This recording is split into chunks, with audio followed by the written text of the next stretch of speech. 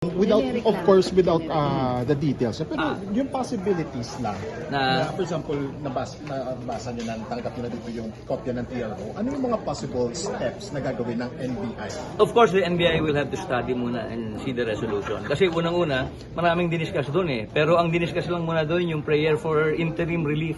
Diba? All other issues, hindi pa doon na-discuss. Kaya nga naman po dapat talaga mabasa muna ng ating director, ng ating mga tao dito sa NBI so that we will be able to appropriately comment and plot our courses of action. What we can guarantee to you is that patuloy naman po na nangangalap ng information ng NBI through the directive of our director para po in the event that we will be dispatched eventually to serve the warrant at hanapin si Senator Bato, alam naman po natin kung anong gagawin. Ganun lang po. But sir, do you think that you still have the capacity to issue that warrant of arrest against Senator De La Rosa? Hindi po kami mag-issue ng warrant. Kami po ay nandito. Sabi ko nga po, we will have to study muna, basahin po yung complete resolution so that we will be able to plot all our courses of action later on. But you're still in possession of the warrant?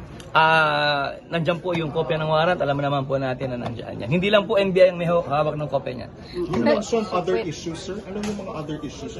Hindi, minention po doon sa nilabas na press briefer ng Supreme Court na ang sinete lang po doon yung prayer for interim relief ng grupo ng ating ni Senator Bato. Pero all other issues hindi pa po daw na-take up doon sa resolution. Para mas maintindihan ng mga viewers, listeners, and readers, ano yung ibig sabihin yan, sir? In layman's term. Ibig sabihin po dyan, kung ano lang po yung mga importanteng kinakailangan i-resolve for the consumption of our law enforcement. Yun lamang po ang tinake up ng Supreme Court resolution. So, sir, apart from NBI, sir, sino pa may hawak ng warrant? I would presume that may kopya na po siguro ang PNP tsaka DILG. So, sir, yung mismong, Yun lang po. sir, yung mismong pagbasura ng TRO na yan, hindi automatically na magti-trigger ng manhunt operation sa NBI, tama?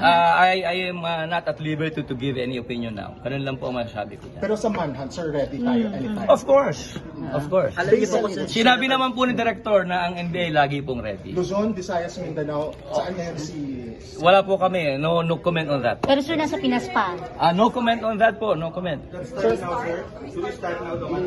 I cannot comment on that. Sabi ko nga po, the director will meet the press on the appropriate time. Ang masisiguro ko lang po, other than our day-to-day functions, yun pong importanteng mga kaso, patuloy pong sinasabi ni Director na tutukan ng ating NBI para po hindi po tayo matatambakan ng trabaho. When are we expecting na ma-receive ang copy ng TRO, sir?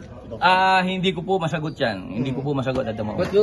But can the Supreme Court issue that the resolution directly towards the NBI? I don't know. I wouldn't be able to answer that. Ganun po.